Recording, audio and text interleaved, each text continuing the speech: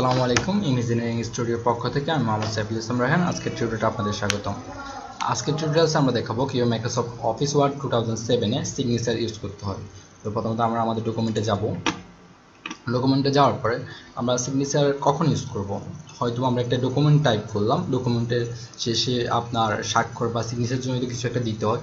তো ওই ক্ষেত্রে আপনি এমনিতে সিগনেচার না দিয়ে মাইক্রোসফট অফিস ওয়ার্ড 2007 একটি ফিচার আছে সিগনেচার লাইন, আপনি ওইটা ইউজ করতে পারেন। তো কীভাবে ইউজ করবো, প্রথমে আমাদের ইনসার্ট মেনুতে যেতে হবে।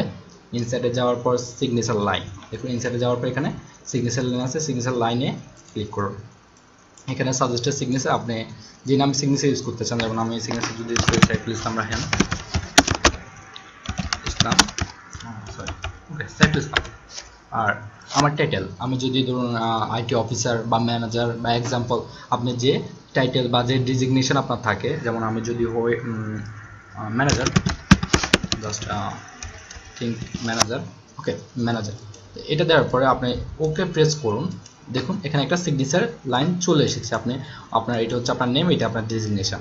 তো এটা আমরা মূলত সবসময় সিগনেচারটা শেষে ইউজ করি ডকুমেন্টের। তো আপনি এটাকে মুভ করুন, দেখুন এটা মুভ করছেন কিন্তু মুভ হচ্ছে না। তো এটাকে মুভ করতে হলে মাউসের রাইট বাটন ক্লিক করে ফরম্যাট পিকচার, এখান থেকে layout, in front of text then ওকে।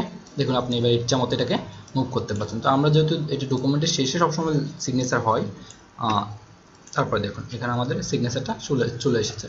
তো বন্ধুরা এইভাবেই মাইক্রোসফট অফিস ওয়ার্ড 2007 এ সিগনেচার ইউজ করা হয়। টিউটোরিয়ালটি দেখার জন্য ধন্যবাদ।